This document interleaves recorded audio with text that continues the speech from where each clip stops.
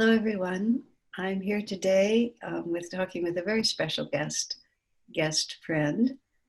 This is Mukti, and Mukti is speaking to us from her home in Serbia, where she and her husband Narayan serve master's work. And Mukti has been to America. She visited even the community where I live, but I wasn't here.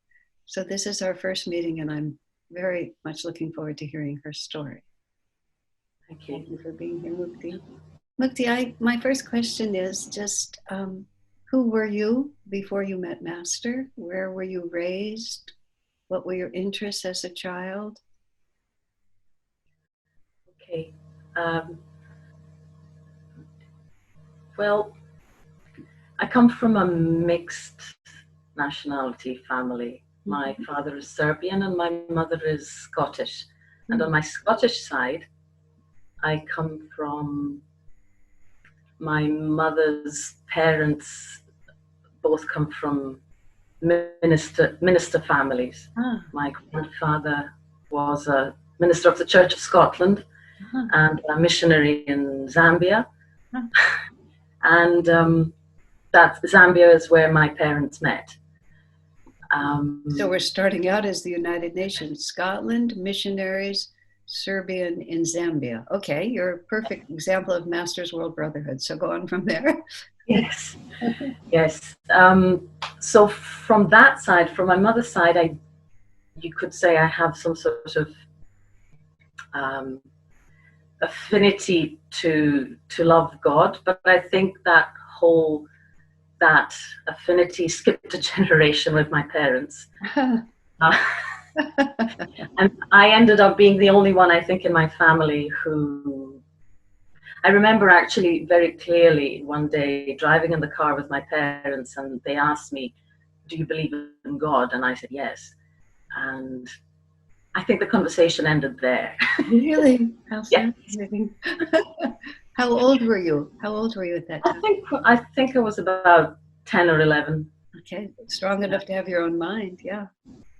Yes, and I always loved we never went to church in my family here in Serbia, but we used to go to spend summer holidays in Scotland, and my grandparents always used to take us to church. Well, I was, I suppose, more willing to go than maybe my younger brother and sister. And did you have a relationship to Christ? Was it Jesus or was it God in general? How did you feel? It was God in general, yes. I have to say my relationship to Christ was always very hazy. I knew there was, I had a feeling about him, but I didn't understand it. I definitely didn't understand it. And I always felt if somebody would ever say something maybe insulting or I wouldn't say blasphemous, but something against maybe Jesus and the Christianity or the church or anything like that, I would feel this need to, I wouldn't say anything because I was very shy, but I would feel that there's something wrong there, but I can't say what, and I can't explain why, but I just know that there's something wrong. Well, that's a very fine sense of inner refinement that you had then, to be able to know that. That's good for you. Yeah. I always thought it was a problem because I couldn't articulate it. I didn't have the words, and I didn't know why that sounded so wrong. And then, of course, when I met Master and this whole path and all the teachings, I finally understood, well, that's what I wanted to say, maybe. I still don't say it. I keep myself quiet in my family because, I don't know, just for the peace. It's not helpful. I mean, you're there to be helpful, and it's not helpful.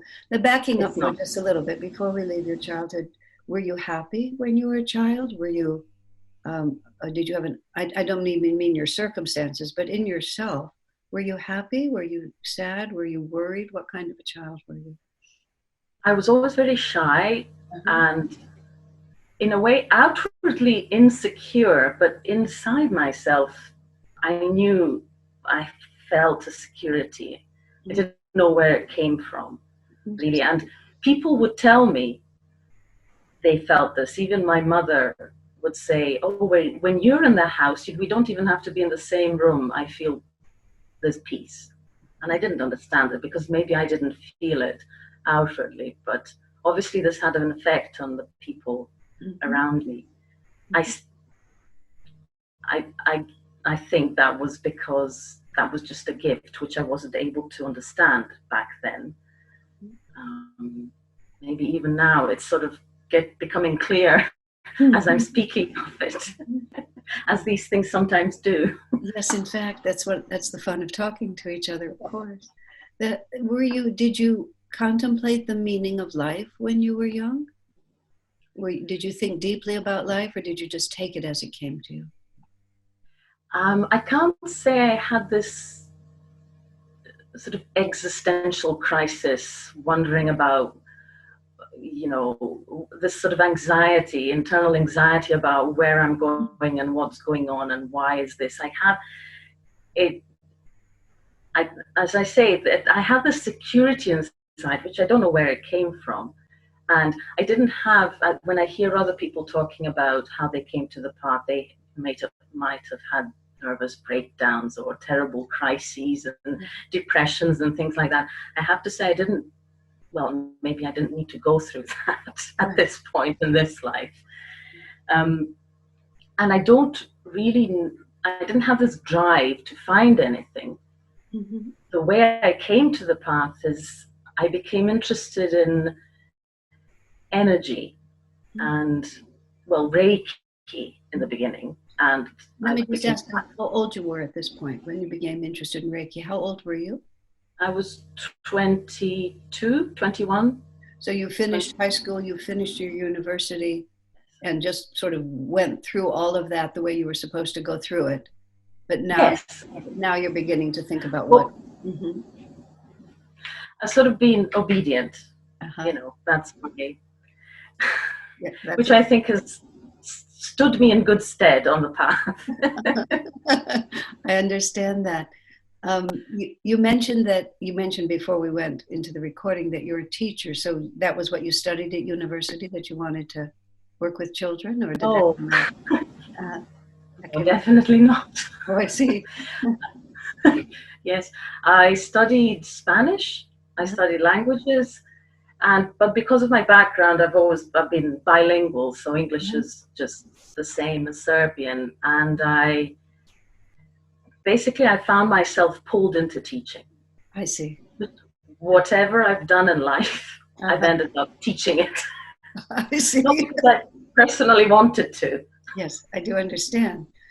So let's go back now. So now you're out of university, you've studied languages, and you become interested in energy through Reiki. Okay, so let's pick it up there again. Yes. Okay. So I went through the whole 4 levels of Reiki, and I found it very fascinating because there's talk about, of course, energy and other realms and other beings and things like that. And these things just seemed natural, completely natural to me. You didn't have to convince me that they existed. It just seemed completely, well, yes, of course. And I remember reading in a Reiki handbook, reading a meditation. It was basically a visualization. And I remember trying to sort of read the visualization and do it in my head and then look and then do it and then look. No, it didn't work. But I said to myself, I want to learn how to meditate. This was just the sentence that I said to myself. And after we're young and, I meet Narayan, who wasn't Narayan back then. And he had just come on the path. He had just got to know Yogananda and started to come to meditations in Belgrade. And he started talking to me about Yogananda. And I thought, that's a funny name, Yogananda. But again, the things that he was telling me seemed very natural to me. And the one very powerful moment that I had was after a few months of going out together, he showed me a picture of Master, The Last Smile. he had just come back from a meditation, and he showed me this picture because he got it, and all of a sudden just tears started coming. Really? I have no idea why. I just started, not out of sadness, or it just tears started coming. But because these things take time, I still didn't put the two things together. And then maybe about a year after I'd met him, I remembered my thought that I wanted to learn to meditate. Yeah. Isn't that odd? Yes. But that's how God just sort of plays with us. He pulls the line in a little at a time. Okay. Yes, and I said, but he can teach you. I mean, he goes to meditations, and he's opened up a path. Well, what are you waiting for? I said, well, okay, let's do it. And that was it. And then from then on, it's not like, the heavens opened or anything like that. It was just a steady sort of, then I remembered again those tears that I had, and that obvious connection that I felt with Master. But I still didn't know what's going on, really. What are the final implications of all of this? I didn't really understand them. That's a very good question to ask. Had you read the autobiography in any of this, or did that come later? When did you read it? It did come somewhere around the time when I saw the picture, and then I read the autobiography. But again, it wasn't like, I know. Yes, exactly. Yeah. The first time I tried to read autobiography, I didn't even like it. I read just a little of it, and I just closed it. It just wasn't for me. I couldn't read it till after I met Swami Creon. So, it's all a mystery. I don't know why. Yes. So you're starting to meditate, but you don't know what the implications of this are. No. And all this talk about finding God, and I'd never really thought about it. I have to say, I had a desire, and I had the seeds were in me, but they never climbed up to my rational brain where I could explain them, I suppose. But what I always had, and I knew, was the connection with Master. And I think that was, even though I couldn't understand everything and definitely not accept everything in the beginning, I just felt, okay, I'll leave that, eventually I'll get there. And I did eventually get there, because I'm still here. Yes, exactly. That was way back in 2002. And when did you meet Swami Creon? How did Swami Creon come into the picture here? Well, the first time we were in his orbit, let's say, his presence, was in 2006 in Assisi. We started going to Assisi regularly in 2004, where we received Kriya. And we would come for a few weeks, do service, do a lot of service in the kitchen, and also do classes as well with Shivani. Very intense classes. Yeah, I know Shivani. I've known Shivani since the beginning, and very intense, Shivani, yes. But she sort of took us under her wing, and sort of, told us where we should go, even though we didn't really know where we're going. But we just trusted her and followed her. And with good cause and good reason. Yeah. And so we were there in 2006. It must have been then Swamiji's 80th birthday party. They did it early, or they did it later, actually. It was in June, because we were there in June. And there were a lot of people, and 200 people at one point. And I have to say, that was the first time we were with him. Then the second time was I'm going to jump a bit because I just want to say how many times we were with him. In 2008, when we came to America. And then again in Italy in 2011. He was there when we were there in the summer. But I have to say now, looking back, how spiritually immature we were. I have to say it myself. Because we didn't I don't know. We felt we shouldn't intrude. We should stay back. We just get lost in the crowd and not make a big fuss, and didn't really understand what he was. We didn't really understand what he was. I can say that now. And only later, I suppose, since he left his body, that we have felt his power, really. I think it definitely was a kind of spiritual immaturity that we couldn't have processed it any differently. I can't beat myself about it. It's just the way it was. And you also have to realize that what the mind knows is quite different than what the soul receives. So the fact that you had the karma to be there was the soul's karma. And what the mind knows, I've really come to see that what my mind thinks it's doing often has no relationship to what's actually happening. It's just entertaining itself with its own point of view. Yes, that's absolutely true. Now I think I was so mindless. I mean, I had no idea what was going on. Maybe now I have a little bit of an inkling, but even that is.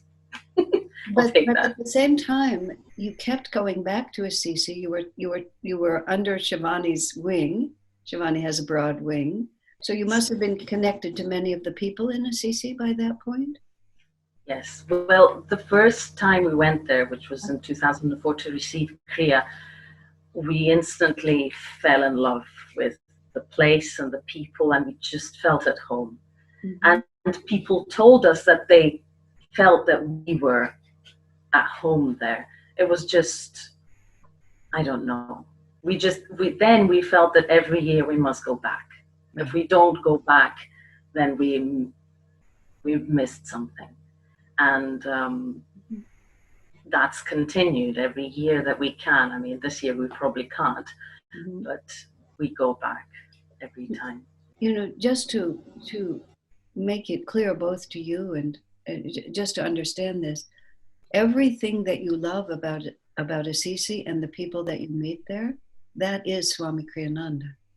It's his what actually emanates from the physical body that he inhabited was a very fractional part of who he was. What he was and is the spiritual energy that is manifested through all the people who've been dedicated to the work there.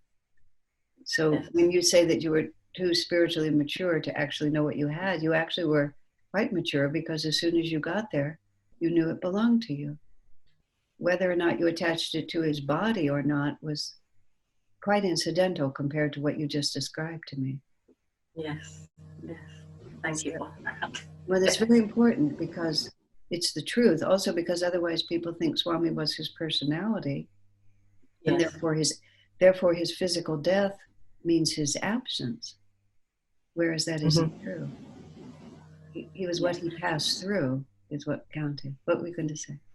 I was going to say, because I think how we started feeling him much more strongly after he left the body is we saw what Ananda became and what the people we knew, what Ananda became. Well, it didn't, what the people who were leading Ananda became. It seemed like this huge power just passed on to, Kirtani and Shivani and everybody. It's just like something was transferred. It's not like suddenly it's like they had become spiritual adults, let's say, in a way. And when we saw this, I suppose it became another little bit in our understanding of what he was. And it's something that we saw, of course, last year we went to Assisi in August when Jyotish and Devi were there. And this time, both of us we both said, we're not going to be shy and stay back in the shadows. We're just going to go forward. And if, we're going to ask for a blessing. We never went to Swami and asked for blessings. We're going to go to Jyotish and Devi and we're going to ask for a blessing. We're going to demand our blessing, let's say. That's exactly. And we did it, and it was just amazing how much power we felt. Yes. in them and behind them and everywhere around them, and that we understand where it comes from. I mean, Master Swami, well, God, Master Swami, and then the two of them right now. No, that's exactly the truth. It's also true that this work is much bigger and has a much longer duration than any of our individual incarnations, and therefore the power has to continue to pass through. Otherwise, it would die. How else would it pass through? So it's exactly right. And many people like yourselves have a different karma than mine, for example. Your karma is with Jyotish, is with Devi, is with the community, is with all the people, because that's how the majority of people going forward are going to be experiencing this. And that's your job. So I want to ask then, how are you living as a disciple now? How are you serving? What are you doing there in Serbia? Well, when we started, there was a group here that was led by Gordana. She used to come from Rijeka in Croatia, which is the 10-hour bus drive in a different country. And she used to come once a month to lead meditation and have satsang. And that was the sort of situation when we both joined. And it was very close to, of course, Yugoslavia. Serbia is one of the countries that became after Yugoslavia fell apart. And that was still very close to the 90s and that whole energy and everything that was going on back then. And the country was still quite turned inward, but not in a good way. And it was still a bit strange. We would have to not talk much about yoga, definitely not sing and chant so that everybody could hear us and things like that. But slowly things changed, and somewhere around 2007, 2008, I think, Gordana recognized that maybe it's time for her to hand over the leading of the group to somebody a resident in Belgrade. And we were there, and there were some other people as well. And we were supposed to lead it together, but somehow it ended up being just the two of us through, I don't know. I mean, I know. It was just the energy that we had and the desire to just to meditate every week with other people. That was a simple desire, just to have a regular meditation with other people. And then from that, it slowly grew. And now we have a center since 2006, meaning we have a center that's ours. Yes, we have a dedicated space that's just for Master. Yes. Yeah, a dedicated space. And because before that we sort of rented and it wasn't really ours, and we would have to put up the altar, take it down every time we met, things like that. But so since 2006 we have a space, a center, and we are just there as the faces of the center, I suppose. So Mukti, are you able now to be open about what you're doing, or do you still have to be somewhat underground? Much more open. Absolutely. Can you be completely open, or is there still some need to just mask it a little bit to the public, or in the biggest sense? Well, when they come to the center, there's an altar. No, what I meant was like the government or saying, you were saying there was a time when you couldn't even be heard to sing. And I was asking if you're still having to be cautious about having outsiders know what you're doing. Are you comfortable? Are you in any danger with what you're doing?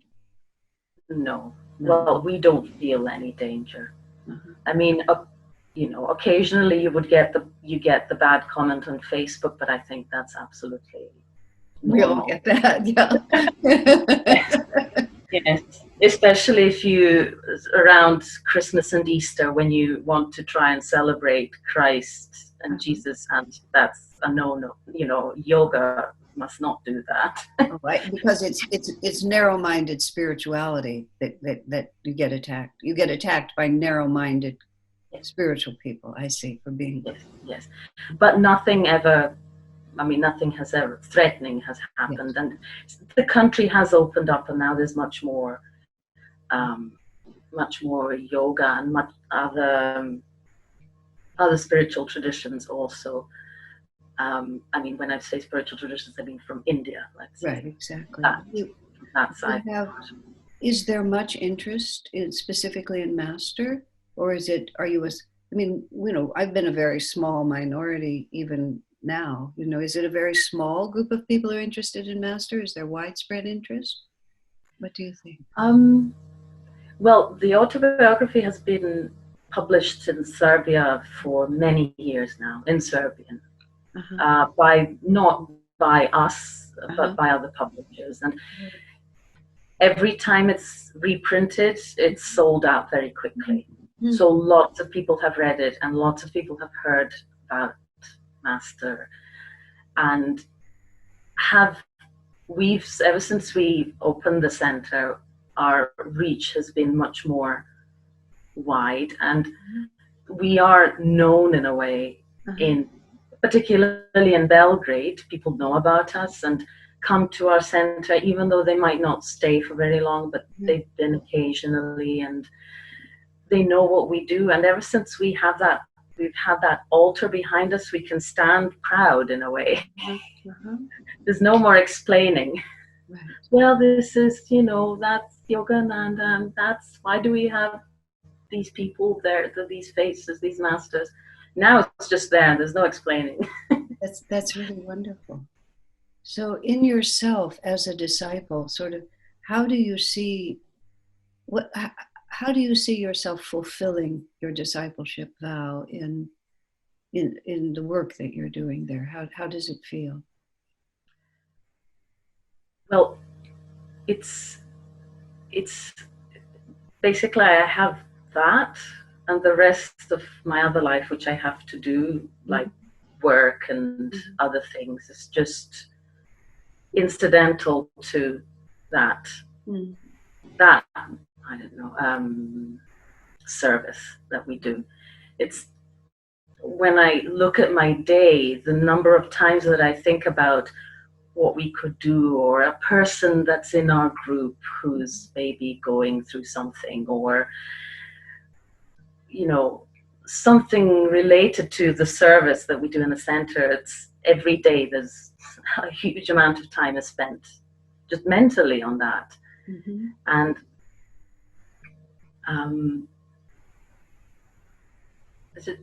I can't imagine not doing it. It's very simple. I can't imagine not doing it. That's exactly right. Yes. So, do you feel that Master's work in Serbia has a bright future? Do you see that more people will be turning in the direction of yoga and meditation? Do you think that, are you optimistic? Yes, I have to be. I mean, I'm sure I mean, whenever you have you have your community, we have our center, people come and people go. Right. And sometimes it's heartbreaking, but we have to go on. And there's always even in the worst of times, there's always somebody who's, I mean, from the other people who give you a bit of, we need to be energized and recharged as somebody who's in charge. And we get this from other people who we see are growing and who are finding something that they were looking for. And I think of course, lots more we could do, and we're trying to, of course, this whole situation has opened for us new ideas and new ways of communicating with people and reaching people. And but yeah, I think I've lost my train of thought. Well, but you've answered my question beautifully. I was asking you, where do you see it going, and you're telling me wherever Master will take it. That's true. Yes, that's true. Well, Mukti, yes. Thank you very much for sharing with me. I really appreciate hearing your story. And you know, those of us who live more in the center of Ananda, like America or so on, it's just thrilling to see how far, how Master is everywhere, and how he finds his children. And you've incarnated wherever he wanted you to be, and he finds you and puts you where you're supposed to be and gives you the opportunity to serve him. It's yes. It's just a great. I know. It's been such a blessing that I don't know where I would be. That about says it. I don't know where I'd be without it. Well, you don't have to think, because you have. No. All right, my dear. God bless you, and God bless the work you're doing for Master. May he guide you and make it flourish in his name in the best possible way. Great joy.